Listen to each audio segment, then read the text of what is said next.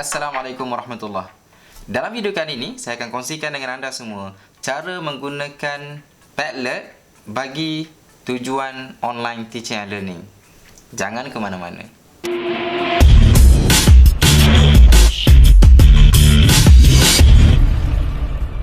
So, bagaimana biasa, untuk menggunakan Padlet, kita perlu pergi ke browser dan type padlet.com. Kepada sesiapa yang belum mempunyai akaun dengan Padlet, perlu sign up. Dan kepada sesiapa yang telah mempunyai akaun, boleh login terus.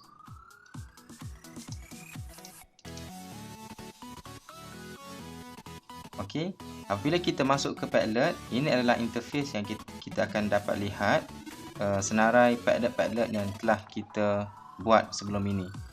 Jadi untuk create Padlet yang baru, kita tekan saja make a Padlet, dan di sini ada 8 pilihan bentuk Padlet yang kita boleh hasilkan. Kita boleh buat dalam bentuk wall, canvas, stream, grid, dalam bentuk shelf, back channel, dalam bentuk map dan timeline.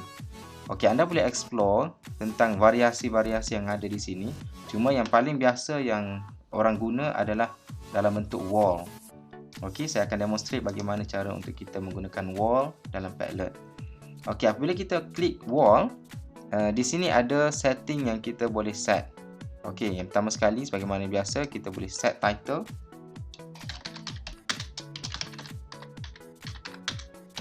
Okey, kita letak kelas anatomy 1 sebagai contoh, dan kita boleh masukkan description di sini.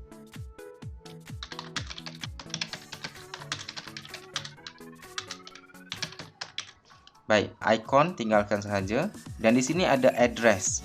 Address ini merujuk kepada URL yang akan terhasil untuk kita punya Padlet khusus untuk kelas anatomy yang kita telah jana ini. Jadi kita boleh buat custom, sebagai contoh padlet.com/alarifin/kelas anatomy. Okey. Tetapi address ini pernah saya generate sebelum ini, jadi saya perlu menukar nama yang lain ataupun menambah perkataan. Okey, sebagai contoh kelas anatomy 1. So apabila tidak ada lagi tulisan merah yang memberi amaran kepada kita tadi, maka URL ini akan diterima sebagai URL yang kita boleh kongsikan dengan pelajar-pelajar kita nanti. Baik, di bawah ini ada setting untuk appearance. Kita boleh set kita punya appearance background kita. Okey, sebagai contoh kita nak guna solid color, okey, ataupun kita nak guna gradient, kita boleh pilih di sini, ataupun kita nak guna texture, pattern dan sebagainya. Okey, ataupun kita boleh guna juga pictures sebagai background kepada kita punya Padlet. Baik, selain daripada background, di sini ada color scheme, okey, dan kita boleh tukar font. Apabila kita klik saja di sini, font di bahagian atas ini akan bertukar, dan juga font dalam konten kita nanti juga akan bertukar. Baik, attribution, okey, yang ni kalau kita tekan on, maksudnya contohnya pelajar A memasukkan material, contohnya memasukkan gambar dalam kita punya Padlet. Apa yang berlaku, gambar tersebut akan ada nama author ataupun siapa yang post gambar tersebut ataupun dokumen tersebut. So ini button untuk attribution. Okey, new post position, yang ni maksudnya di manakah kedudukan posisi bahan yang dimasukkan, sama ada kita nak bahan yang terbaru berada di atas ataupun bahan yang terbaru itu duduk di bawah. Di sini tempat untuk kita setting. Okey, comment, kita boleh on comment, maksudnya kalau kita masukkan ataupun student masukkan materialnya ke dalam Padlet kita, student yang lain boleh komen kepada material tersebut. Okey, di sini settingnya. Okey, reaction, kita boleh set sama ada kita nak dalam bentuk like, dalam bentuk vote, star ataupun dalam bentuk grade. Okey, untuk contoh ini saya akan klik like. Okey. Dan content filtering require approval.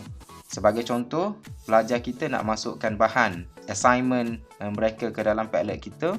So adakah kita perlu approve sebelum bahan tersebut boleh muncul dalam kita punya Padlet. So di sini settingnya. Okey, begitu juga dengan filter profanity. Okey, kita boleh set sebarang bad words yang digunakan oleh pelajar-pelajar dalam Padlet kita dan kita menukarnya ke dalam bentuk emoji. So di sini kita boleh setting. Baik. Seterusnya kita tekan next. Maksudnya kita dah boleh start untuk kita boleh menggunakan Padlet yang telah kita set sebentar tadi. Baik. Sekarang ini kita punya Padlet masih kosong. So cara untuk kita memasukkan materials ke dalam Padlet kita adalah dengan menekan button plus ini. Okey, kita boleh masukkan title. Sebagai contoh, learning materials 1. Okey.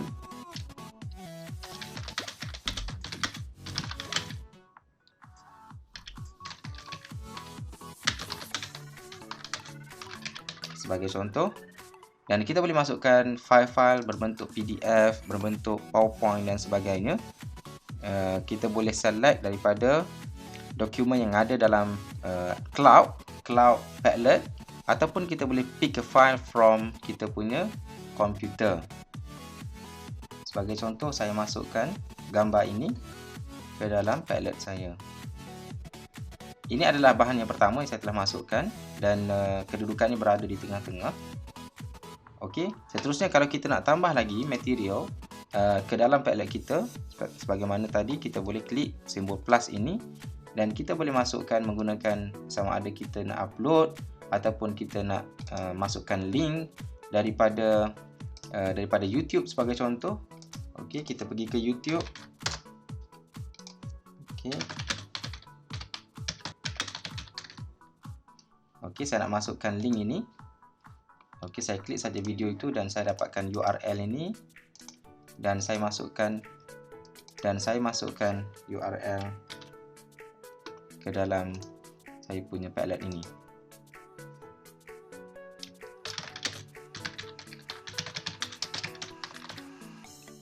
Okey. So, ini dalam bentuk URL dan ini dalam bentuk JPEG ataupun image. Baik. Katakan saya punya Padlet ini saya nak share dengan saya punya pelajar. So macam mana caranya? Di sini ada button share. So kita boleh klik share dan kita boleh copy link to clipboard. So apa yang berlaku apabila kita klik copy link to clipboard dan kita berikan kepada pelajar kita melalui WhatsApp ataupun email, kalau kita lihat di sini URL yang terhasil adalah sebagaimana yang kita set tadi. Okey, padlet.com/alarifin/kelas anatomi 1. Kan? Apabila student pergi ke URL ini, secara automatik mereka akan dapat akses semua konten yang ada di dalam Padlet ini. Sebagai organizer ataupun pemilik kepada akaun Padlet ini, saya boleh set di sini dengan pelbagai setting yang ada. Sebagai contoh, saya boleh add member. Okey, add member ini contohnya kita nak tambah pensyarah ataupun kita nak jemput mana-mana pensyarah untuk dapat akses dan dapat monitor, dapat facilitate perbincangan dalam Padlet ini.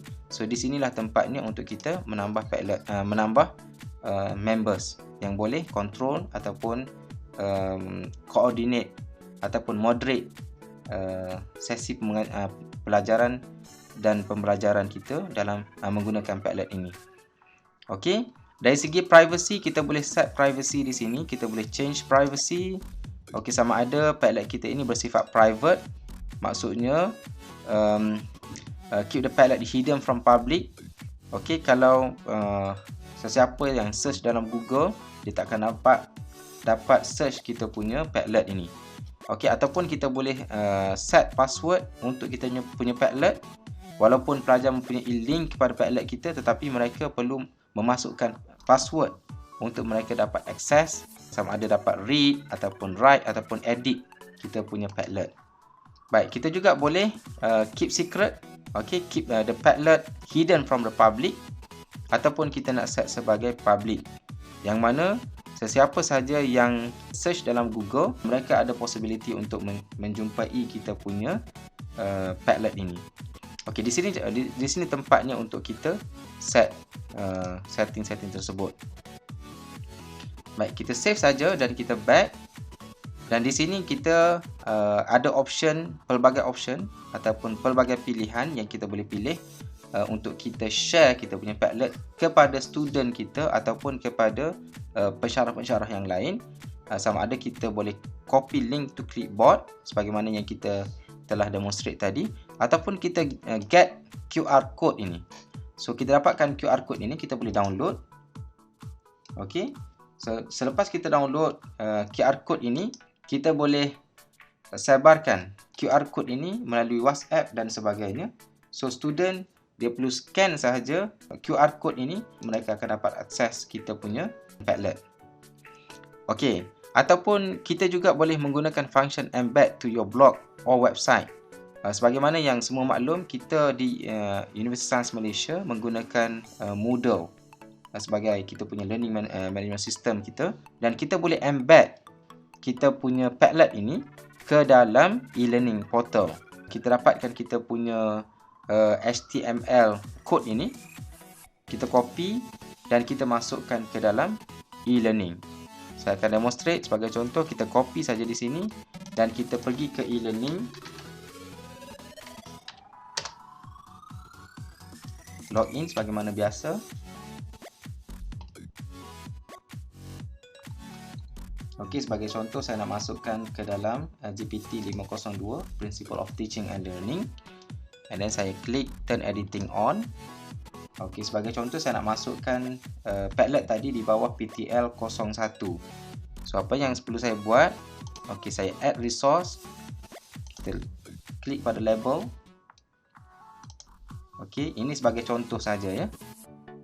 Okey, di sini ada button untuk kita embed. Tekan button itu dan kita paste saja. Okey, paste saja coding yang telah kita copy daripada Padlet tadi. Okey, kita save and return to course. So apa yang berlaku dalam e-learning kita akan diintegrate secara automatik. So student akan boleh interact, akan boleh upload material dengan Padlet kita tanpa mereka perlu buka tab yang baru dan pergi ke Padlet.